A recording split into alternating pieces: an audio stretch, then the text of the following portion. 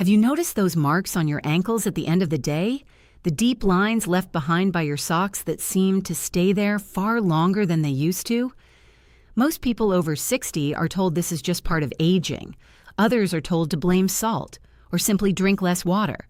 But in many cases, the real reason has nothing to do with what most people think.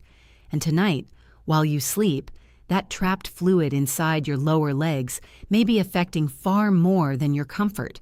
It may be contributing to restless nights, repeated bathroom trips, heavy legs in the morning, and the feeling that your body simply does not recover the way it once did.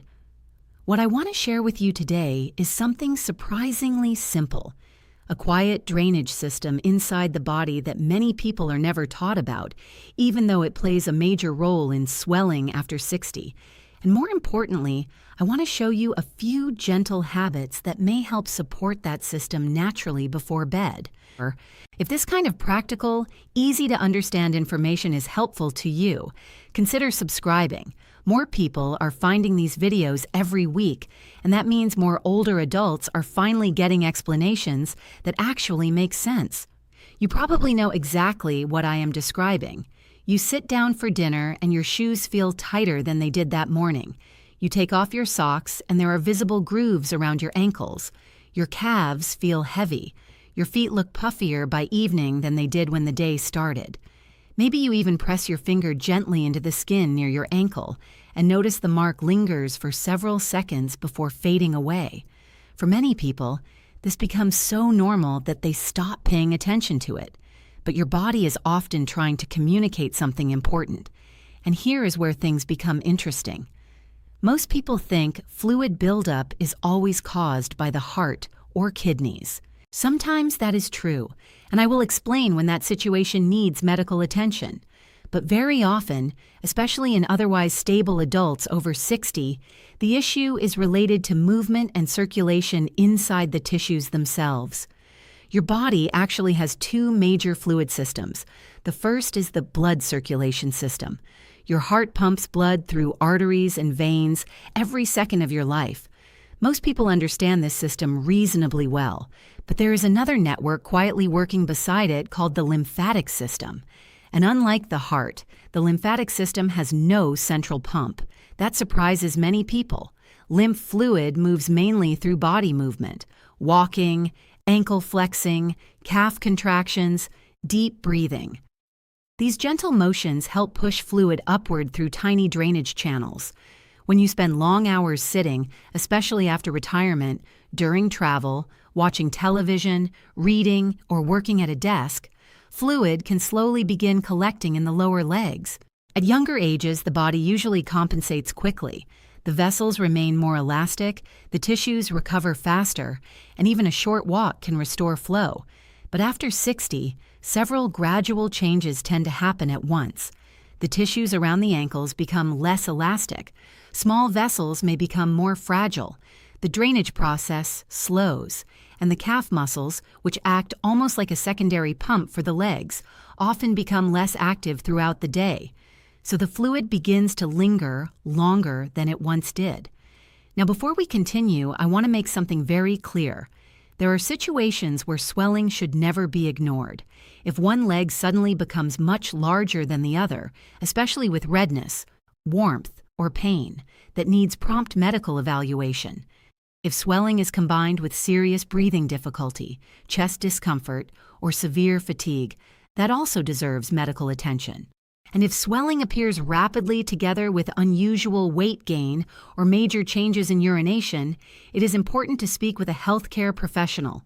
But many people watching this video experience something different. Their swelling develops slowly over time. Both ankles are affected fairly evenly. It becomes worse by evening and improves somewhat overnight. That pattern often points toward fluid pooling related to circulation and drainage rather than a sudden emergency. Let me tell you about a woman I will call Margaret. She was 71 years old and had recently retired after decades of teaching. She assumed the swelling in her ankles meant something was seriously wrong with her heart. By late afternoon, her shoes felt tight. She stopped wearing certain sandals altogether because the straps became uncomfortable. She felt discouraged because nothing seemed to change the pattern. She tried reducing salt aggressively. She even began avoiding water because she thought drinking less would help. But something curious happened during a family vacation. For several days, she walked more than usual. Not intense exercise, just gentle walking through parks, museums, and neighborhoods with her family. And for the first time in months, her ankles actually looked better in the evening. That observation changed everything, because it suggested her body did not necessarily need less fluid. It needed better movement. Here is what was likely happening throughout her normal day. She woke up in the morning after lying flat overnight. During sleep, gravity was no longer pulling fluid downward, so her legs temporarily looked slimmer. Then the day began. Breakfast at the table, sitting with coffee, a drive somewhere, more sitting, television in the evening, perhaps several hours in a recliner after dinner. Throughout all those hours, small amounts of fluid gradually moved from tiny blood vessels into the tissues of the lower legs. And because the body was not moving enough to encourage proper drainage, the fluid slowly accumulated, a little at a time. By evening, the sock marks appeared. Her ankles looked thicker. Her legs felt heavy. And then something else happened overnight. Once she lay down, some of that stored fluid slowly re-entered circulation. Her kidneys responded by producing more urine, which may explain why so many older adults wake repeatedly during the night to use the bathroom. This cycle quietly repeats day after day. Now, there are two very simple checks you can try at home. The first is the indentation test. Press your thumb gently into the area just above your ankle for about 10 to 15 seconds, then release. If the skin immediately returns to normal, that is one thing. But if a visible indentation remains briefly before smoothing out, it suggests fluid is lingering in the tissues. The second is something many people never notice. Look at the top of your foot near the base of the toes. Does the area appear puffy or thickened by evening? Does it feel harder to pinch the skin there compared to years ago? That can sometimes reflect slower fluid movement through the tissues. Now let us talk about 3 common habits that may quietly make this worse after 60. The first is hidden sodium, not just table salt. Processed foods, canned soups, frozen meals, packaged sauces, deli meats, restaurant foods, and many snack items often contain far more sodium than people realize. Too much sodium encourages the body to hold on to excess fluid. The second habit is prolonged sitting after dinner. For many older adults, the hours between dinner and bedtime involve the least movement of the entire day. And unfortunately, those hours are often when fluid collects most aggressively in the lower legs. The third is dehydration. This part surprises almost everyone. Many people with swelling intentionally drink too little water because they assume more water automatically means more swelling. But mild dehydration can actually make circulation and lymph movement less efficient. The body tends to function better when hydration is steady and balanced throughout the day. Aim for consistent hydration earlier in the day rather than large amounts late at night. And now, let us move into the most important part of this video, the gentle evening routine that may help support circulation and drainage naturally before bed. This routine is simple, requires no equipment, and takes only a few minutes. The first step begins in the morning before you even stand up. While still lying in bed, slowly flex your ankles up and down about 30 times. Point your toes away from you, then gently pull them back toward your face. This small movement helps reactivate circulation after hours of stillness during sleep. The second step happens throughout the day. Every hour that you are sitting, try to move your ankles or calves for at least 20 to 30 seconds. You can lift your heels, rotate your ankles, or rise gently onto the balls of your feet if standing feels comfortable. These tiny movements may not seem important, but they help keep fluid from collecting quietly in the lower legs for hours at a time. The third step happens before dinner. Take a short walk, not intense exercise, not a workout, just slow, comfortable movement for 5 or 10 minutes. Walking activates the calf muscles in a way that sitting never can, and those muscles play an important role in helping fluid move upward again. Now comes the evening habit that many people find surprisingly effective. About 60 to 90 minutes before bed, lie down and elevate your legs.